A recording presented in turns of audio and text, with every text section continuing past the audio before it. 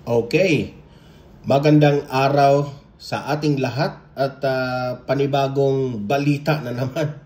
Kagigising ko lang pero sobrang dami na po ang mga balita. Okay, so i-update ko kayo dito kasi po sobrang dami. Ito, unahin muna natin itong si Bongbong Marcos. Nilaglag na itong si Senator Amy Marcos, ang kanyang kapatid. Dahil hindi na siya kasali sa alyansa ng Bagoong Pilipinas. Okay? Nilaglag na siya po. Ayan. Yan, pag-uusapan din natin yan. Okay? At ito, pangalawa nating pag-uusapan ay itong si nakakatawa na ito. Itong si Bongbong Marcos. Kinoconsider niya na itong si Kiko Pangilinan at itong si Bam Aquino. Matatandaan natin itong mga senador na ito, lagi itong bumabatikos ng pamilyang Marcos, kung matatandaan natin. Pero gusto na, ikinonsider na itong dalawa na ito na makasali ito sa alyansa ng Bagoong Pilipinas. May komentaryo tayo dyan kasi po sabi ko nga, ang mga balimbing, mag-ano lang talaga yan, maggrupo-grupo talaga yan. Analyze natin yan ang move na yan. Diba? Sa simulat sa poll, nabudol tayong lahat. Okay? Itong pangatlo nating pag-usapan na itong si First Lady Liza Araneta Marcos. Binalita ng News 5 na siya po ay dumalo ng isang fashion show. Anong ibig sabihin? Meaning to say, nandito po siya sa Pilipinas. Di ba? Hinahanap nyo nandito po siya sa Pilipinas. Ayon yan kay News 5 sa March 25. Okay? March 25. At magre-react tayo dito kasi po, doon po sa comment section, sabi na naman ng taong bayan na may video. Walang video ikapakita. Okay? Tapos, heto ang nangyari. May isang netizen na nang stalk, sa sobra niyang stalk, ipapakita ko rin yan dyan sa inyo. Sa sobra niyang pag-stalk, itong post ni Barbie Imperial, itong artista na si Barbie Imperial, nakita, nakasama itong si First Lady Liza Araneta Marcos. Okay? Pakita ko yan mamaya at sinabi kasi dito sa post ni Barbie Imperial na March 10 ang kanyang post March 10 ang kanyang post.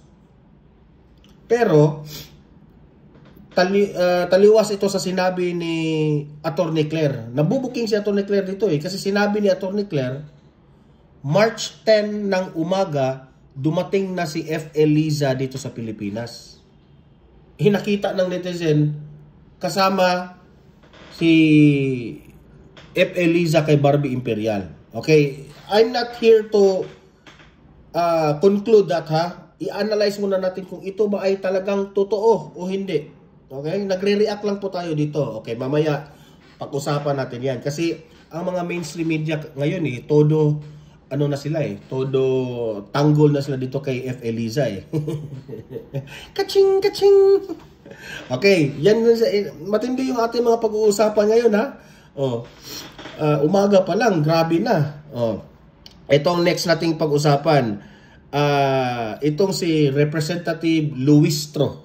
Kasama ito sa mga tuwadcom Di ba? Remember, hindi ko lang alam kung member ba siya ng komite, pero isa ito sa mga bumabatikos sa mga Duterte dyan, ng mga hearing ng tuwadcom.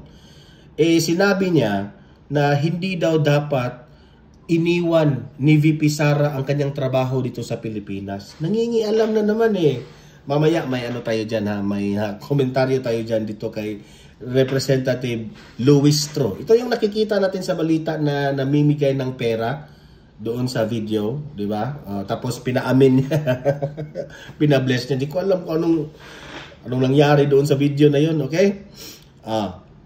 Ito, matindi ito, nag-trending ito sa social media. Si Kitty Duterte po, ang kanyang ina, na ni si Ma'am Hanilet, nandoon na po sila sa the Netherlands. Ang nangyari, kumakalat itong video na ito raw si Mariz Umali, itong reporter ng GMA na trending rin, hindi raw pinansin ni Kitty Duterte. Na, tagam kayo dyan. Okay, mamaya ipapakita natin dyan. At heto, Attorney Claire Castro. Ito na naman si Attorney Claire, ang bida-bida. Oh, ito si Attorney Claire Castro. Spokesperson pala ito ni President Duterte.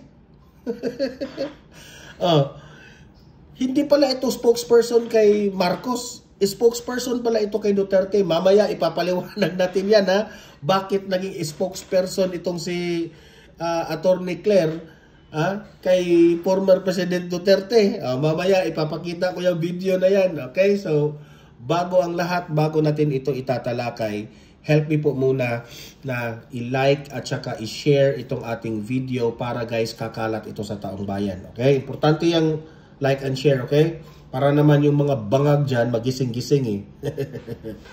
Okay, like, sinisipon pa naman ako. Oh.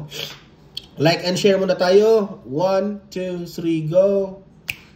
Ayan, thank you very much. And also guys, sa mga hindi pa naka-follow sa akin at hindi pa naka-subscribe sa akin sa Donmar TV. Teka muna guys. Hey!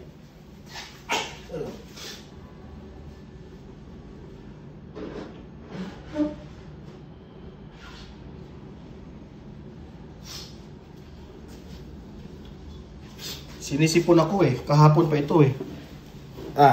I have to release my sipon para hindi makati yung ilong ko. Ayan, so sa mga bago pa lang dito ha, mag-subscribe na po kayo kasi po para updated kayo lagi sa ating mga balita. And at the same time guys, no, yung mga cellphone ninyo, malalaman nyo kung meron tayong bagong uploads, meron breaking news o nagla-live ba yung ang Donmar TV. Okay? So, importante mag-subscribe kayo. Sabay-sabay tayo mag-subscribe sa Donmar TV. 1, 2, 3, go!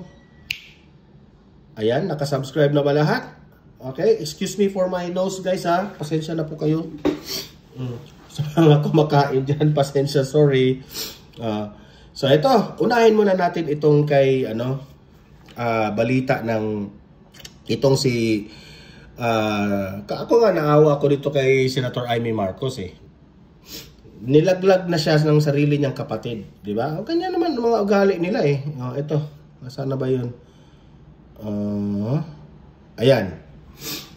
Ito ay shinare ni Tio Moreno, itong vlogger rin ito, di ba? Na isa ito sa mga inimbitahan doon sa Tricom, okay? Shinare niya itong balita ng Inquirer. Na ang sabi dito sa Inquirer, Presidential Sister Senator Amy Marcos withdraws from admin-backed alyansa para sa bagong Pilipinas Days after the arrest of former President Rodrigo Duterte. Kasi kung mapapansin natin, no, di ba, kasama itong si Senator Amy sa alyansa ng pagbabago, ng mga rallies nila, di ba? Pero before that, ina-announce naman ni Senator Amy Marcos na independent siya, di ba? Pero di ko nga maintindihan bakit sama siya ng sama dito sa alyansa ni Marcos, di ba? Kasi po binanggit na niya, di ba? Siguro ginamit rin niya, manggagamit talaga. So sa totoo lang, nilaglag na siya ni Bongbong Marcos, di ba? Dati ko nang sinabi sa inyo yan. Kasi po, si Bongbong Marcos, binanggit niya 11 lang. Kalimutan ko sa ang lugar yun. Basta 11 lang yung binanggit. Hindi nakasali si Senator Amy Marcos. Okay? Tapos, heto na yung statement ni... Pagkatapos na hindi siya pagkatapos na nilaglag siya ni Bongbong Marcos, itong si Senator Amy Marcos, ito na yung sabi ni Senator Amy. Kasi po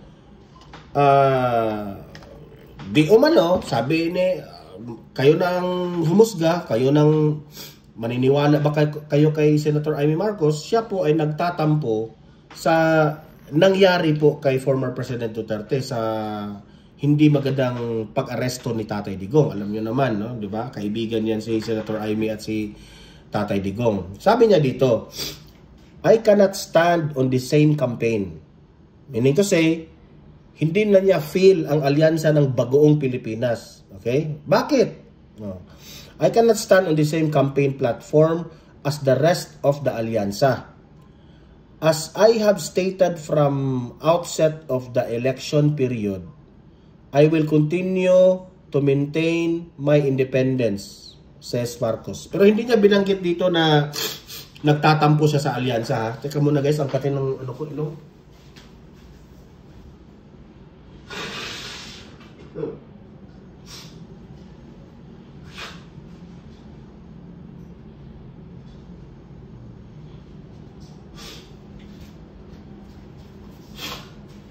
Sobrang kati ng ilong ko. Wala kasi akong tulog eh. So, hindi niya binanggit, di ba? Pero, if laliman nyo ang analysis patungkol dito kay Senator Imee, hindi na niya kaya na makipagplastikan doon sa alyansa ng Bagoong Pilipinas. Hindi na niya kaya makipagplastikan. Kasi po, lahat naman doon sang-ayon doon sa di ba tahimik sila dito sa sa pag-aresto kay Tatay Digong. Di ba?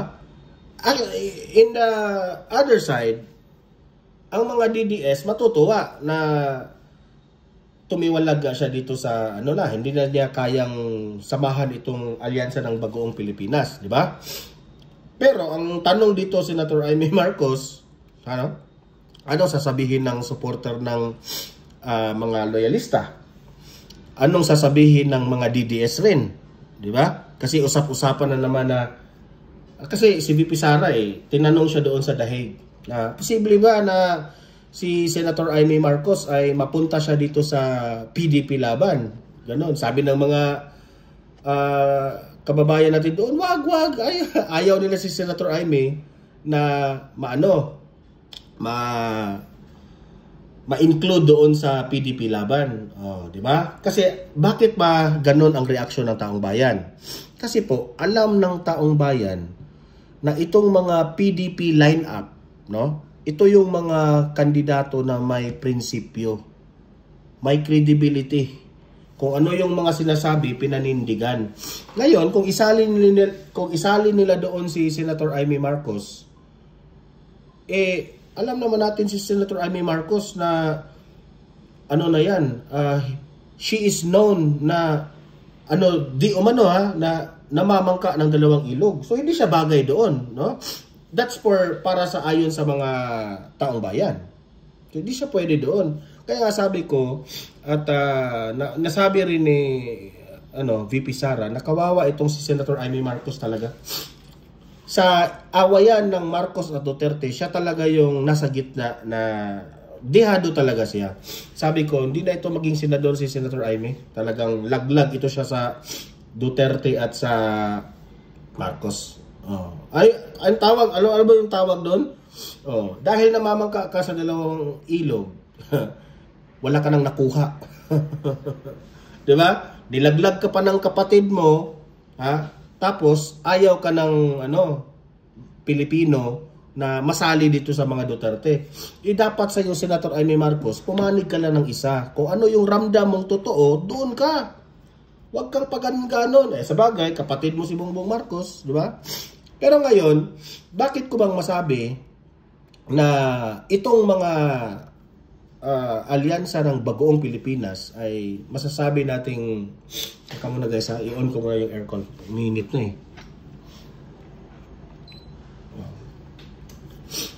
Bakit ko ba nasabi na same feathers flock together?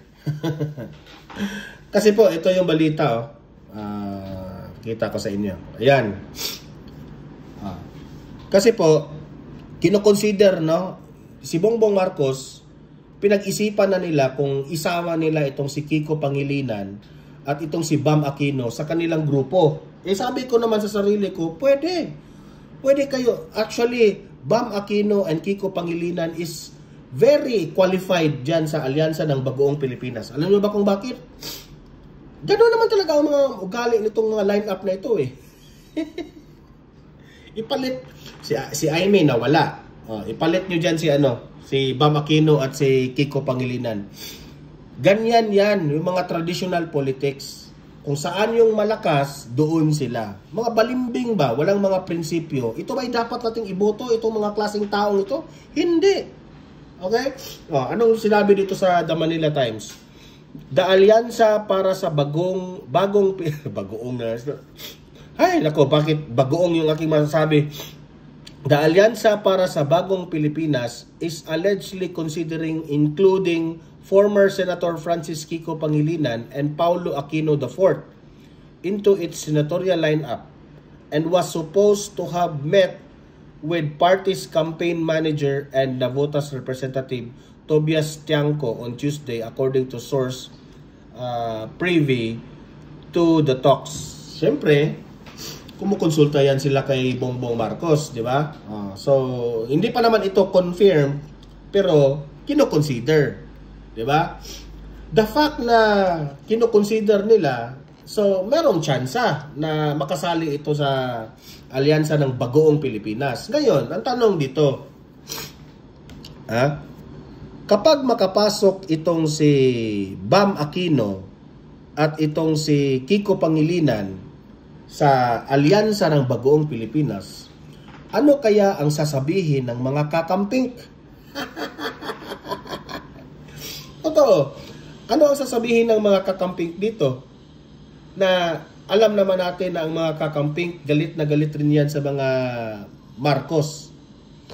Alam nyo, sa totoo lang, itong move ng Marcos administration na isali nila si Kiko at si Bam, desperate move na nga ito eh. Duda ako this is my own analysis.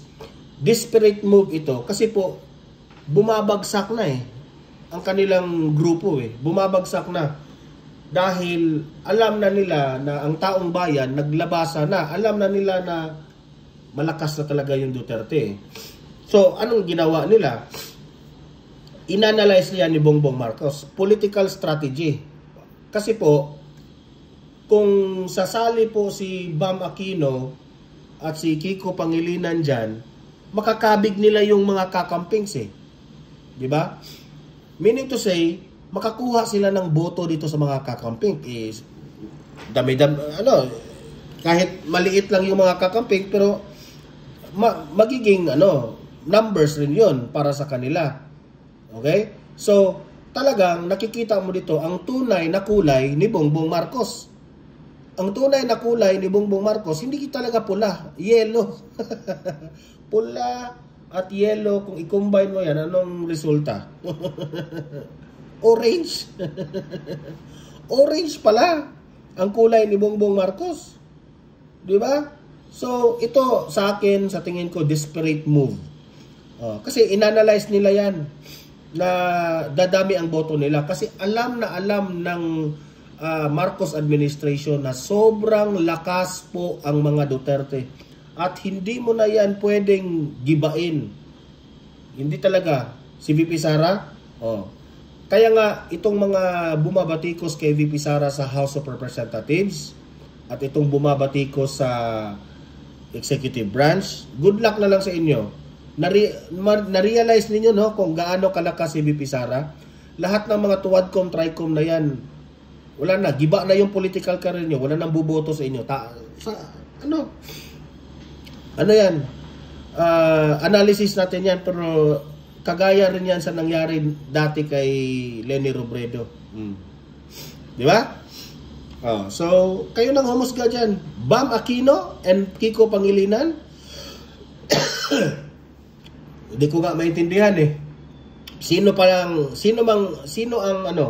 ang pumunta doon? Si Kiko ba at si Bam? Itong si Kiko at si Bam rin naman dati batikos kayo ng batikos sa mga Marcos. Ngayon, yung isinusuka nyo, kinain nyo rin. Ganyan kayo eh. Di ba? Kakahiya kayo. Eto. I'm not feeling well talaga, guys. Pasensya na po ha. I'm not feeling well talaga. Eto. Ito yung balita ng balita ito ng News 5. Ayan. Ano bang binalita ng News 5? dumalo si First Lady Liza Araneta Marcos sa isang fashion show na ang designer po ay si Avel Bacudio para sa mga Pilipinong atleta sa Pasig River Esplanade sa Intramuros. Di ko lang alam kung paano yan, hindi ko familiar Esplanade sa Intramuros, Maynila nitong Martes. Tuesday this is Tuesday, March 25. Ibig sabihin, kung pagbabasihan mo itong balita ng News 5, talagang nandito si First Lady Liza Marcos sa Pilipinas. Nandito lang pala hanap kayo ng hanap ni First Lady Liza Araneta Marcos. Nandito pala sa sa fashion show sa March 25 ito di ba? Pero yan, ang dami na namang haha reaction Yan, 6.1 comments. Yan, tiningnan ko ang mga comments dyan. Okay, tiningnan ko. Pagtingin ko, sabi ng mga netizen, hindi ako nagsabi mga taong bayan po ang nagsabi. Lumang picture na yan Bakit binalita yan ng News 5? Lumang picture na yan. Kasi post ito ni Liza Marcos, di ba? Pinost. Hindi ko lang alam kung anong talagang ibig sabihin nitong News 5. Kinakampihan ba niya si F. Eliza? Di ba? Sino makapagsabi dito na itong picture na ito ay lumang-luma na pala ito? I cannot tell, ako kasi hindi na ako lagi nakasubaybay kay F. Eliza. Okay? Pero pinanindigan talaga ni F. Eliza na nandito sila March 25 wala siya sa Amerika. News 5 na ang nagsabi Pero heto, merong isang netizen kasi dito pakita natin yan. Ito, ipakita natin din ng isa. Ayan. Ito. Merong isang netizen na nag-post dito. Ito si Jazel Neri Sarte. Ayan. Anong post niya? Nag-trending ito Ako, hindi ako makapagsabi kung totoo ito o hindi. Pero, i-react lang natin ito. Kung ito ay totoo, magre-react ako, sabi ni Jazel Neri Sarte, sa sige nako og pang stock. Bisaya siya So, sa sige niya ng stock, March 9. Ito March 9. LA time, meaning Los Angeles time, oras ng Los Angeles, nag-post si Miss B. Ang kanyang ibig sabihin si Barbie Imperial, Miss Barbie with First Lady Liza Araneta Marcos. For reference, nasa IG ni Miss B. Okay? Kung gusto niyo ng reference, baka akala niyo fake news, nasa IG raw ni Barbie Imperial. Meaning, hindi ko lang alam kung in-erase na ito ni Barbie Imperial Meaning, March 10, i-check nyo lang. Meaning, March 10, dito sa Pinas. Okay? March 10 dito sa Pinas. Kasi March 9 ang post March 9 ang post. Kasi, una tayo ng isang araw, di ba? March 9 ito pinost, meaning March 10 dito sa Pilipinas. But itong si Auntie Claire Castro, sinabi ni Atty. Claire Castro na si First Lady Liza Araneta Marcos raw ay nasa Pilipinas ng March 10. Dumating 5:50 in the morning.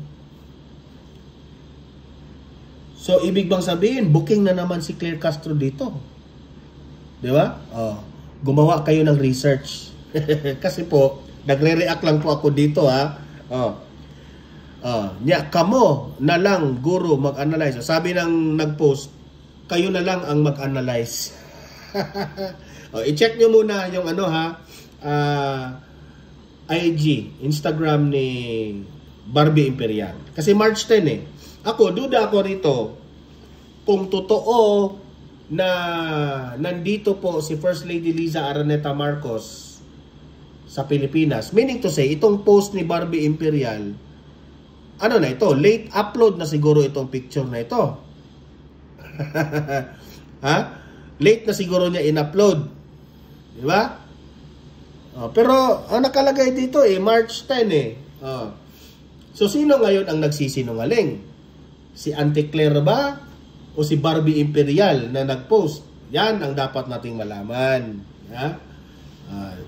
Kasi ang News 5, pinanindigan talaga ng News 5. Nandito si si F. Eliza, matendang Ang tanong, News 5, may video ba kayo? Video yung pinaghahanap ng taong bayan Punta tayo sa next topic natin. Ano ba yung next topic natin? Ito si Representative Luis Tro na bakit raw si VP Sara nandun pa sa Dahig, ginanap niya. Umuwi ka na raw dito kasi marami kang trabaho, sabi ni Representative Luis Tro. Ito, ipakita natin itong balita na ito. Play. Nagpaalala ang ilang mambabatas kay Vice President Sara Duterte sa kanyang pananagutan at tungkulin sa bansa. Ilang araw na ring nasa The Hague sa The Netherlands si VP Sara upang asikasuhin ang pagbuo sa legal team ni dating Pangulong Rodrigo Duterte sa kasong kinakaharap nito sa International Criminal Court. Alam mo, sa totoo lang, Representative Luis Tro, kung sa tingin mo, kung naiinggit ka na si VP Sara ay nandoon sa The Netherlands, sa The Hague, tapos nakikita mo yung mga videos doon na ang ganda-ganda ni VP Sara, kung inakala mo, pasyal-pasyal yung ginawa ni VP Sara, hindi. Luis Tro, itatak mo yan sa isipan mo. Pumupunta siya doon kasi po ang tatay niya ang nakulong. Dinala doon sa ICC. Kailangan niyang buuhin ang legal team dito sa kaso ni tatay niya. So anong gusto niyo? Pabayaan niya? Representative Luis Tro? Siyempre, unahin niya yung pamilya niya. And at the same time, hindi naman kagaya si VP Sara sa inyo, Luis Tro. Kasi kayong mga weak leader kayo Si VP Sara, kaya niya na makipag-Zoom meeting sa kanyang pagiging Vice President. He is the leader. Pwede niyang i-cascade ang mga gagawin ng VP doon. Yes, tama na kailangan nandun siya. Tama na dapat hands-on siya doon at makita niya ang mga Pero si VP Sara po, kaya niya yan na yung mga tauhan niya dito sa Pilipinas, yung magtrabaho. Meron na yan. Meron na ang nagre-report yan yung mga tauhan ni VP Sara. Ma'am, ito yung problema natin, bla bla bla bla bla. Si VP Sara naman, gagawa yan ng mga instructions sa mga tauhan niya dito sa Pilipinas. Meaning to say, what do I mean? Effective pa rin kasi po, the office of the Vice President is running and nagfa-function. Nauunahan pa nga ang administrasyong Marcos Di ba? Sa mga tulong sa mga disasters, una pa nga yung mga. Kaya ikaw, Luis Tro, inggit ka lang Naiinggit ka lang talaga. Now, kailangan niyang buuhin itong legal team dito sa The Hague, Netherlands, kasi po importante yan sa kanilang pamilya. Kasi po hindi po pwedeng pababayaan ni former President, hindi po pwedeng pababayaan ni VP Sara ang kanyang tatay na si former President Duterte kasi po ayaw ng taong bayan na makulong si Duterte. At tuwang-tuwa pa nga ang mga OFWs na nandyan si VP Sara sa The Hague. Di ba? Kaya kayo, Luis Tro, wala na kayong pag-asa sa politika. Hindi na kayo mananalo. Sa totoo lang. Siguro mananalo kayo dahil lang sa mga ayuda-ayuda. Pero I doubt na mananalo pa ba kayo. Yun lang ang aking ano sa iyo. Ni House Deputy Majority Leader Congressman Lawrence Defensor, hindi dapat iniwan ni BP Sara ang kanyang tungkulin at pananagutan bilang pangalawang Pangulo. Ayon naman kay Batangas 2nd District Representative Jerbil Luistro, dapat kunin na ng Vice Presidente ang pagkakataong ito upang depensa. Yun pala. Gusto niyong umuwi si BP Sara kasi gusto niyo nang i-impeach. Yun ang tunay na dahilan. Paligoy-ligoy pa kayo. Ang sarili sa mga aligasyon laban sa kanya sa impeachment trial. Si Defensor at Luistro ay kapwa kabilang. Ito, iboboto niyo itong babaeng ito. Good luck. God save the Philippines. Sa House Prosecutor sa impeachment case laban kay BP Duterte. Kita niyo yung video? Kita niyo yung video niya? Mamimigay siya ng pera tapos papaaminin niya yung papabless niya yung Remember hindi ka Luistro, hindi ka amo namin. Hindi ka amo ng mga constituents mo. Public servant kayo. Okay? Equal lang tayo. Grabe. Ang dami kasi mga feeling entitled dito sa Pilipinas eh. I hope he takes advantage of this due process na ibinibigay sa kanya in the impeachment process, no? So, ang ganda in fairness ang ganda ng sasakyan niya. Magkano kaya yung sasakyan mo, Luistro? Ang ganda, ang ganda. It is really for them to take advantage of this opportunity upang pag-aralan at ilatag. Grabe ang social mo, Luistro. Alam mo, Luistro, sa totoo lang, mas mukha ka pang Vice President compared kay VP Sara. Kasi ang social ang yaman-yaman ni Luistro tingnan, no? 'Di ba? Mas Vice President pa sa tingnan kay ni VP Sara. Bilang ebidensya about the allegations of misuse of confidential funds. Ayan, so si Luistro naghahanap na siya kay VP Sara. Confidential funds pa rin hanggang ngayon ang kanilang iniiyakan. Ay nako, tayo Ito, Kitty Duterte, dinededma raw si Maris. Dito, trending ito Pakita natin ito. Nandun na sa dahig si Kitty Ito, unahin muna natin ito. Kasi dalawang video ito Play.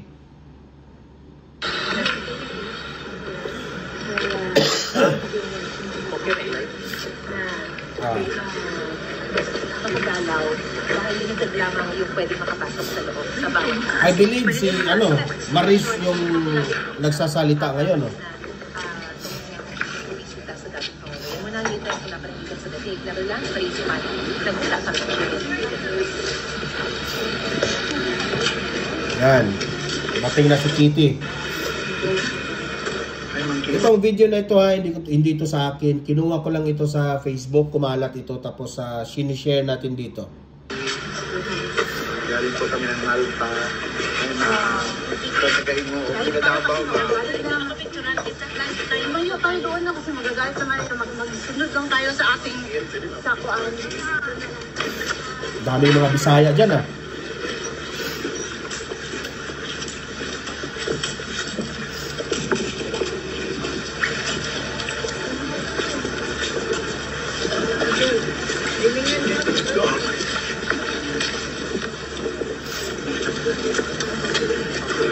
Alisa, talagang ito dito sa akin.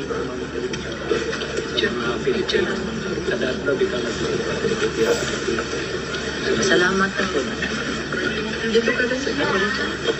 Nakakapera ko kay birthday wish. Birthday wish sa... Ay, okay.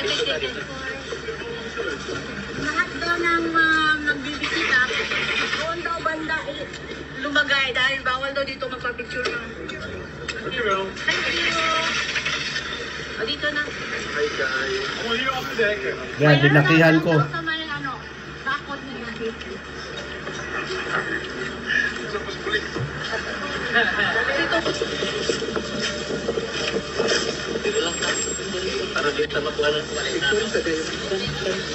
Tingnan nyo ito may lumapit na OFW kay Hanelet. Okay? Tingnan nyo kung ano yung ginawa ni Hanelet sa OFW na nagpapapicture sa kanya. Tingnan nyo Oo, kasi pala. di ba? Kita nyo yung kamay, inakbayan niya. Kung si Senator Amy Marcos pa yan, ginano na yan. Di ba? Ganyan yung mga Duterte, yung asawa niya, si Kitty. Very close to the masa. They are very friendly. Okay? Kasi po, utang sa kanila yung pagmamahal ng taong bayan. No? Kaya ako, this is one way also of itong si Ma'am Hanelet na para bang love ko yung taong bayan kasi sa pagmamahal nyo kay Tatay Digong. Ayan no, inakbayan ni Ma'am Hanelet ha. Hindi niya kakilala yan. Supporter yan. Ayan, tuwa. Kung akong nasa posisyon ng OFW, matutuwa talaga ako. Inakbayan ako ni Hanelet. O, di ba? Play. Potential daw. Oo. Dito lang tayo. Picture tayo. Diba? Oo, dito. Maris. Magtanong ka na, Maris, umali.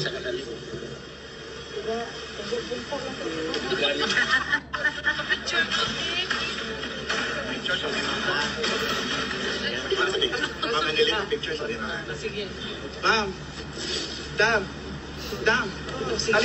Ang ganda-ganda ni Kitty Duterte, no? Video.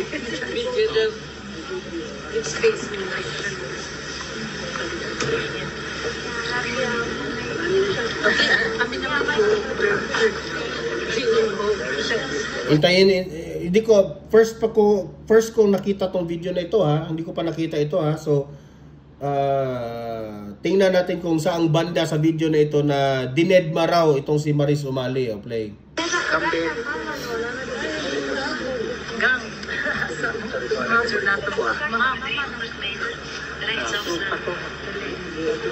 Thank you, love. Next.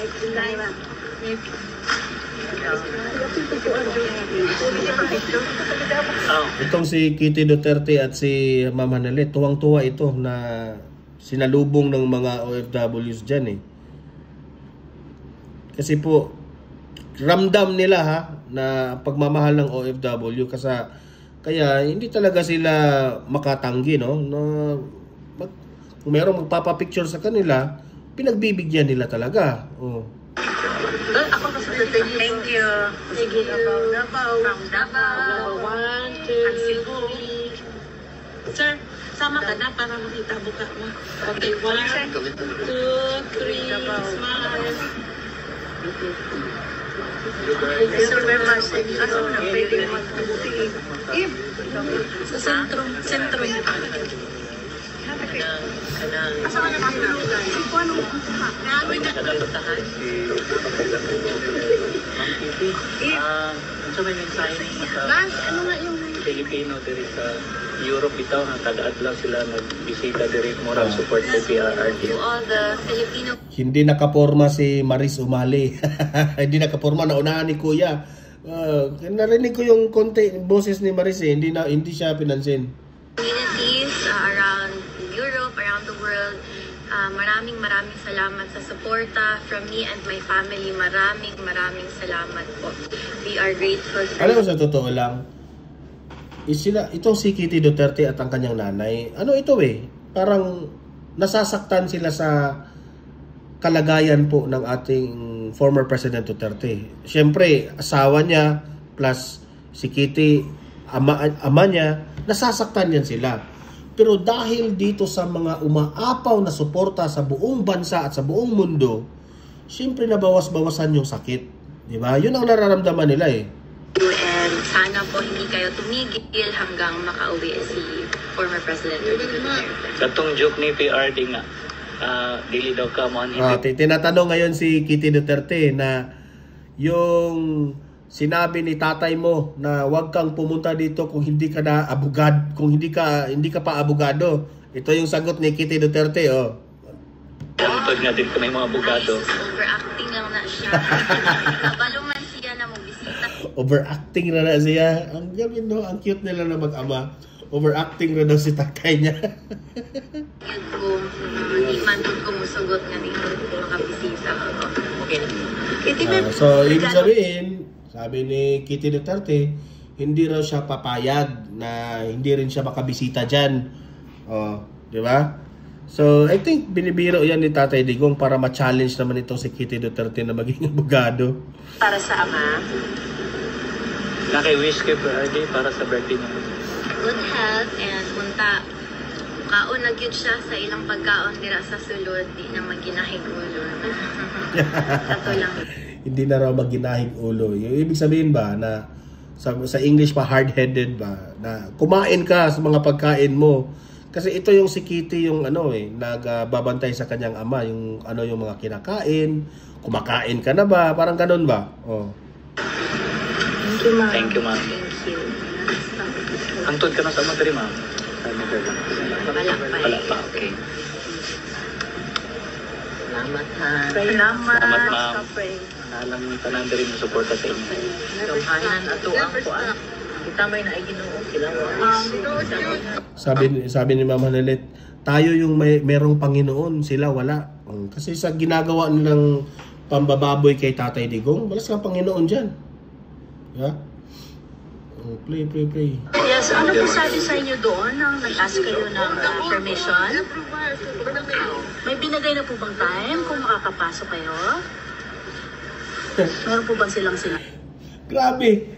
Ito na pala yung video. Makailang beses nagtanong si Maris Umali, hindi pinansin ni Kitty Duterte at ni Ma'am Hanilet, di ba? Oh. Tingnan nyo. Thank you, ma'am. Thank you, ma'am. Pakinggan nyo yung tanong ni Maris Umali, ha? Pakinggan nyo. Hangtod ka na sa matri, ma'am. Wala pa, okay. Di ba? Pansin nyo na si Kitty Duterte, ang kanyang ang kanyang mga answer nasa lalaki lang yung nagtatanong. Pero kung si Maris Umali na yung magtatanong, dinidedma. Tingnan nyo. Salamat, ha. Salamat. Salamat, ma'am. Pray. Nalang tanan rin yung suporta sa inyo. Gamhanan ato ang kuan. Kita may na Ginoo sila.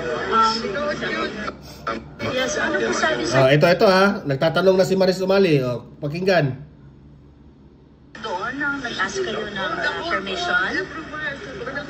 May binigay na po bang time kung makakapasok kayo? Meron po bang silang sinabi? It's good. They brought this out and it's not only for the Filipino communities or Filipinos, it's the whole world magic and the exposure of the reality.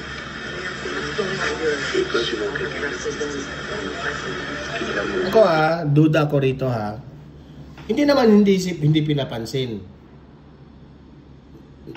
Sa nabasa ko kay Ma'am Hanilet at ni Kitty Duterte, para kasing napaplastikan sila kapag ganun Alam naman nila kung ano yung mga ginagawa ni Maris Umali dyan at ibang mga reporters dyan, di ba? Namimeke Saksi nga yung mga OFWs dyan sa The Hague, di ba? Kaya siguro, duda ako dyan, ayaw nilang pansinin kasi kilala natin ang mga Duterte, hindi yan plastic. Sa totoo lang. Political, just laro na kaayo. Nabudok ni ma'am. Pero hindi mo naman maano na we don't love our president, former president. We won't be coming here. We came from all over the world. Yes. We don't live here. Wala rin binayaran. It's our expense, our effort and money because of our love for our... Tingnan nyo yung mga hinanaing na mga OFWs dyan, di ba? Sila Kitty at si Ma'am Hanilet, saksi sila sa mga hinanaing. You know, we have a time owing from our work. Just to be here. So it shows how much we love our former president. It's really a joy that he is really good. Yes, With the support of all Filipinos. Like, Hindi lang may musultian na mama. And we can see from Luzon, Visayas, Mindanao, the widening project and everything. Oh my God. Sabi ang grabe ng mga reklamo ng mga OFWs. Di ba? Pinalabas nila yung kanilang galit dito kay Ma'am Hanilet at ni Kitty. Pero anong sabi ni Ma'am Hanilet?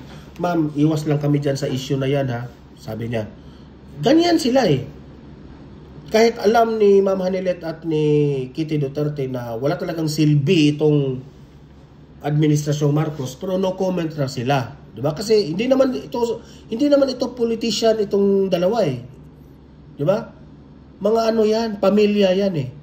So, ma'am, sabi ni Ma'am Hanilet, ma'am, dili rabi musulti ana, ma'am. Wala ras lang ano. Kasi ang pakay nila diyan, yung ama, yung tatay. Okay? Yung tatay ang kanilang ano, wala silang ano sa politika eh. Out sila diyan eh. Kahit hindi pa siya naging presidente, mayor pa lang siya ng Davao City. Yeah. Ang laki ng pagbabago, peace and order. Ang mga tao sa Davao City, alam mo, mga ordinance ng ni Mayor, former president, talagang ang mga taga Davao City nag-follow talaga yan. Masyadong disiplinado ang mga taga Davao.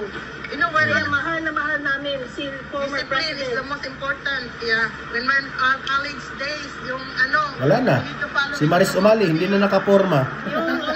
Posting niya sa social media. Ano pa yung mga disiplina lang. Ang kasagan again sa kanya, dili ka follow kasi yun. Kami naka-witness with me since na nag-college ko. 1985. First pinakakuha ni Mayor Duterte.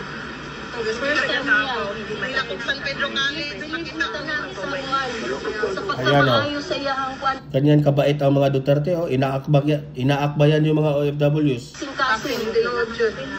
Gusto na niya, discipline. Hi, Lord. We're happy na. Ayan, Maris. Feeling good. Hindi na pinansin si Maris. Just imagine we travel different places, different countries. Maris, ayan. Si Maris Umali, oh. Very good. Yung isang video na ipapakita ko sa inyo ito, ano pala ito? Ito yung complete video, yung isa putol. So I don't need to show the other video kasi magkapareha lang pala ito. Discipline lang din ang kailangan sa Pilipinas. Discipline na, mawagid na. Ang hindi ba yung pag-follow discipline yun? Discipline. Uy! So yun na po yung video na at least mga 3 beses nagtanong si Maris Umali, hindi po sumasagot si Kitty Duterte at si Ma'am Hanilet. Meaning to say, di na sila nakipagplastikan. O heto, ipapakita ko sa inyo bakit itong si Attorney Claire Castro is spokesperson ni Duterte. O ito. Bakit hindi pala siya spokesperson ni Marcos. Hindi siya PCO ni Marcos, Presidential Communication Officer. Hindi. Spokesperson ito ni Duterte. O, tingnan niyo itong video na ito. Claire, pasok, Claire. Ni dating Pangulong Duterte, at siya ni dating Pangulong Duterte. Ang laman nitong bibig nito puro Duterte yung laman ng bibig mo, Claire. Panahon po ni dating Pangulong Duterte ang nagsabi mismo, ang dating Pangulong Duterte ay po, ang dating Pangulong Duterte.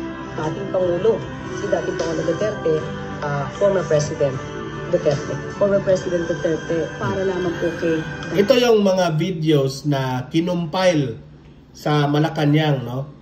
Hindi ko maintindihan, spokesperson ka ng Malacanang, no? Kung ano yung mga nagawa ni Bongbong Marcos, ganon. Pero ang laman ng bibig mo, Duterte. Yan! Nako-compile, puro Duterte yung bibig mo. Pangulong Duterte, kay dating Pangulong Duterte, kasi sa panahon ni dating Pangulong Duterte. Ang dating Pangulong Duterte, atin sa dating Pangulong Duterte, si Pangulong Duterte noon, dating Pangulong Duterte. Alam mo, Claire, hindi ka makakamove on ni Duterte. Anong ibig sabihin dito?